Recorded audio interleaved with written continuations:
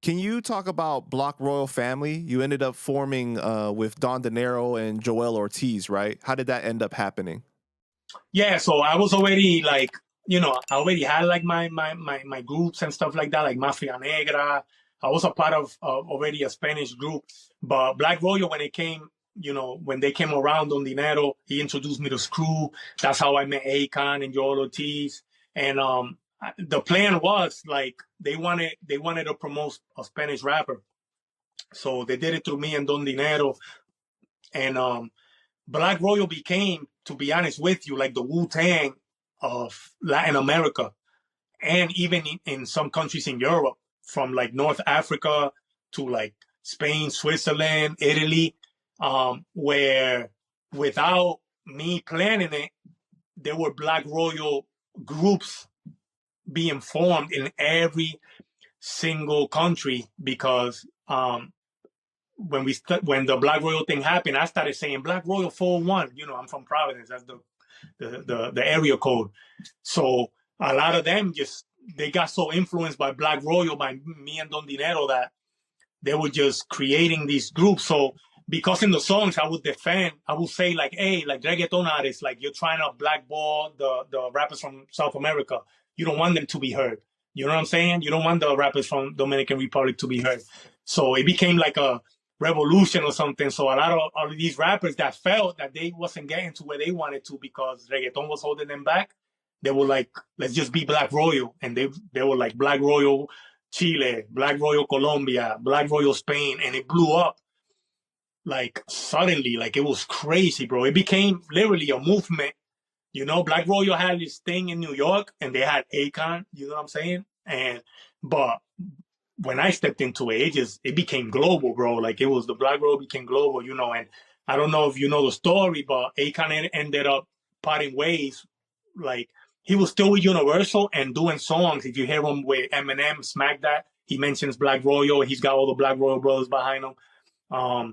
The song with remix he did with Lil Wayne, he was always repping Black Royal, but he distanced himself from the actual group of guys because a lot of them were doing stuff in the streets. And, Akon was like, bro, Akon did what I should have done.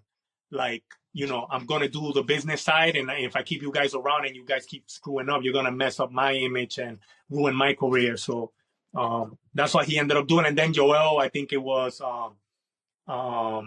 he had gotten signed to Aftermath. And then after that, he did the whole Slaughterhouse. But they were a part of the group. Wow, but did you guys ever release like a full-length project? No. We did mixtapes. Like there were mixtapes that they did as a label where, Joell Ortiz be in there, like exclusive tracks and Akon and me and things like that. And after Akon kind of walked away from it, we just focused more on the Latin thing. Joell Ortiz was more like his own thing. He wanted to do his own thing. I think he knew right away that he could get a deal like Akon and stuff like that. So he kind of he would rep Black Royal, but he wasn't really hanging out with us like that. Got you. Okay. And what about what was the dynamic like between you and Don Dinero and Joell? Like, were you guys really close? Me and Don Dinero were. Don Dinero was like my big brother. Through him, I learned there was a lot of wisdom that I, to this day, like I hold on to when it comes to the music because of him. Because I never met anybody that knew the game more like him. And imagine his brother was president of Universal Latin, but he himself was being blackballed by a lot of people, a lot of DJs and stuff, So because he would be the type of dude that, if you look at Don Dinero in the Spanish side, I think Don Dinero was the first Latino to like have a song on the radio in the U.S. that kind of blew up, the Pana Pana song. And, he wasn't getting the credit for it. He wasn't getting the respect. He was trying to cross the bridge and work with reggaeton artists, but they weren't like trying to do it. When they were in front of him, they would be like, man, I love you, bro. You're the best. Nah, nah, nah, nah. But behind the scenes, they were doing a lot of shady stuff behind his back. Like they were really doing him dirty. And I witnessed that.